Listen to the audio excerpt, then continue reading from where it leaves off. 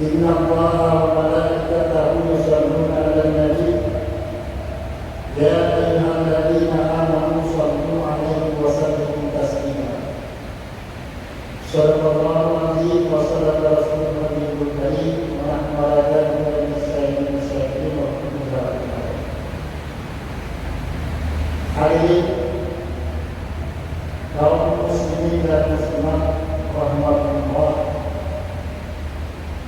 salah satu amalan lisan yang sangat dianjurkan dalam agama Islam adalah membaca atau mengucapkan sholawat. Apa itu sholawat? Secara bahasa, sholawat itu adalah bentuk jamak dari kata sholat. Dari kata sholat yusolli yang bermakna doa, pujian, sanjungan. Bahkan dalam kamus Lisanul Arab Ibnu Mandur mengatakan sholawat bisa bermakna doa dan rahmat. Itu secara bahasa. Secara istilah, sholawat itu adalah doa kepada Allah, permohonan kepada Allah agar Dia melimpahkan kemuliaan, kedudukan yang tinggi kepada Nabi kita Muhammad SAW. Sekaligus juga doa kepada Allah agar Allah menyampaikan pujian kepada Nabi Muhammad SAW di hadapan para hadirin. Para ulama mengatakan sholawat Allah kepada Nabi itu bermakna rahmat dan pujiannya.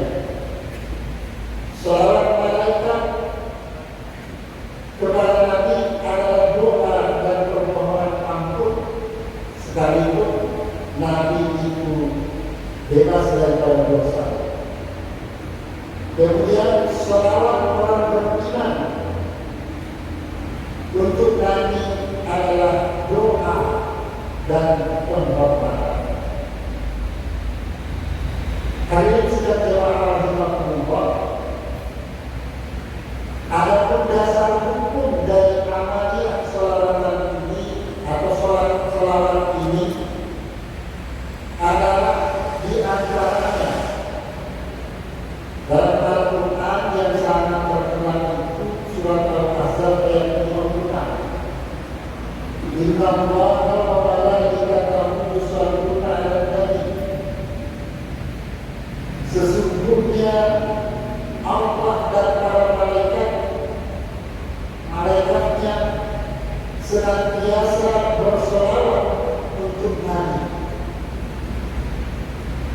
Kalau Allah dan para malaikatnya saja bersolawat untuk Nabi yang notabene manusia, maka tentu ya ayyuhalladzina amanu shollu 'alaihi wa sallimu taslima.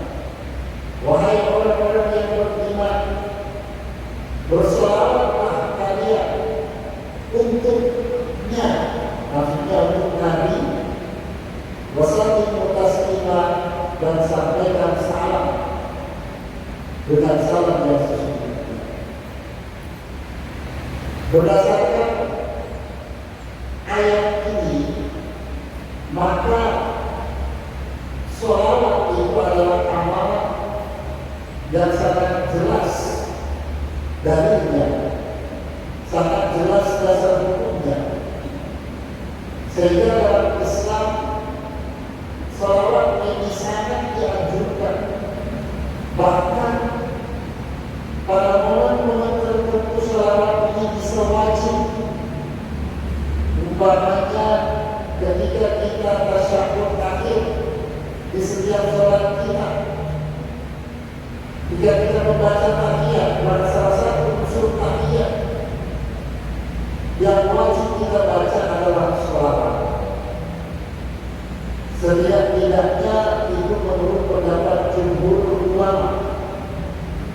Dalam mazhab Syafi'i, siapa yang tidak membaca sholawat ketika tasyahhud akhir, maka sholatnya tidak sah. Itulah pentingnya sholawat. Para jemaah yang dimuliakan oleh Allah, selanjutnya ada beberapa keutamaan atau fadilah sholawat yang bisa kami sampaikan pada hadirin sekalian. Yang pertama adalah bahwa sholawat itu menyebabkan kita mendapatkan sholawat dari Allah. Maksudnya, kalau kita bersalawat untuk Nabi, maka kita pun akan mendapatkan sholawat dari Allah Subhanahu wa Ta'ala. Bahkan sholawat dari Allah Subhanahu wa Ta'ala jauh lebih berlipat-lipat lagi. Didapatkan dalam sebuah hadis yang diriwayatkan oleh Imam Muslim, man shalla 'alayya sholatan wahidatan sallallahu alaihi biha asyra. Barang siapa yang berselawat kepadaku satu kali, maka Allah akan berselawat kepadanya 10 kali. Jadi satu kali selawat kita untuk Nabi, Allah akan balas dengan 10 selawat dari Dia. Padahal jangan kata 10 selawat, satu selawat ada dari Allah itu sangat jauh nilainya dibandingkan dengan selawat kita. Kemudian yang kedua, selawat itu berpotensi menghapus dosa dan mengangkat derajat. Dalam sebuah hadis yang diriwayatkan oleh Imam Ahmad, Rasulullah bersabda, "Man shalla 'alayya sholatan sallallahu alaihi biha asyra salawatin wa huttat anhu asyru khati'atin wa rufi'at lahu asyru darajat." Barang siapa yang bersolawat untukku satu solawat, maka Allah akan bersolawat kepadanya 10 solawat. Tadi sama dengan hadis riwayat Muslim, bedanya di sini. Satu solawat itu mengakibatkan huttat anhu asyru khati'atin. Satu solawat akan mengangkat atau menghilangkan 10 kesalahan. Bukan hanya menghilangkan 10 kesalahan, tapi juga beserta dengan itu akan diangkat kita 10 derajat. Hadis riwayat Ahmad. Yang ketiga, selawat itu bahasa yang berselawat maka akan mendapatkan syafaat pertolongan dari Nabi sallallahu alaihi wasallam.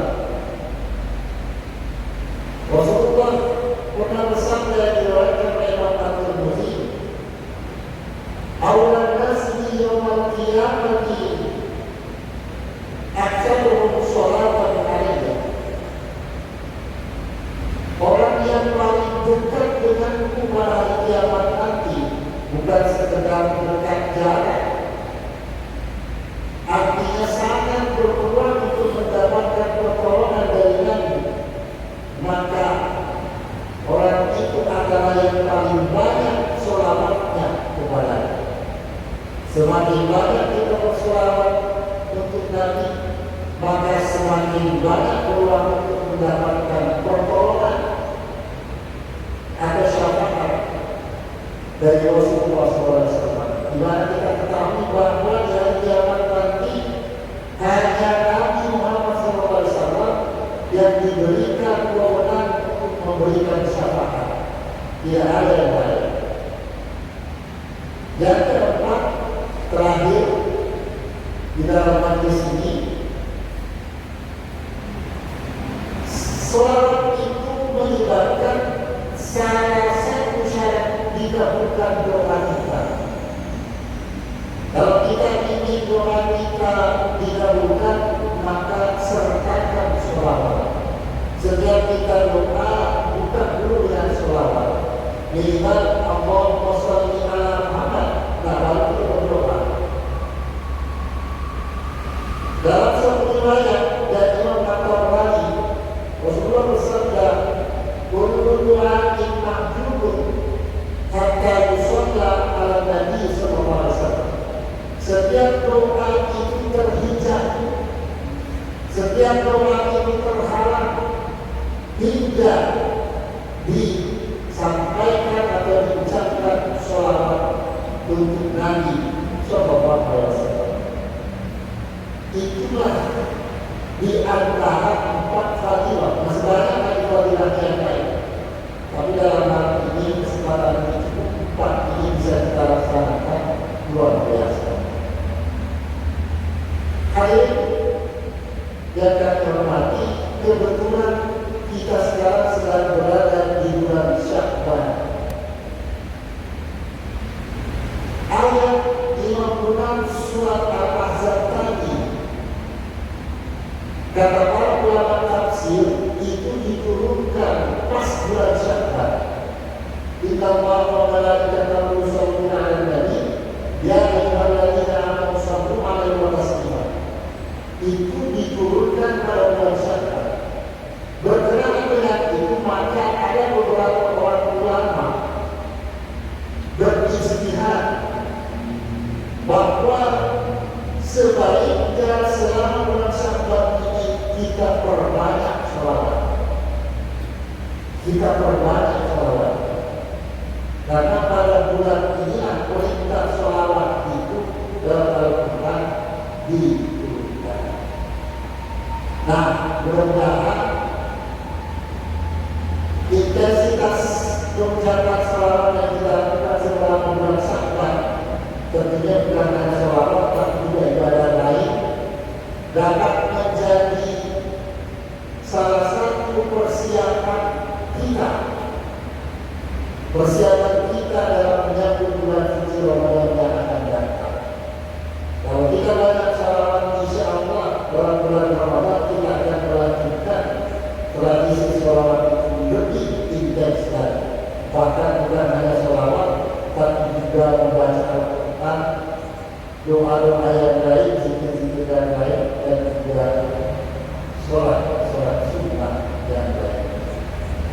Saya kira inilah yang bisa saya sampaikan dalam tausiah di siang hari Selasa ini.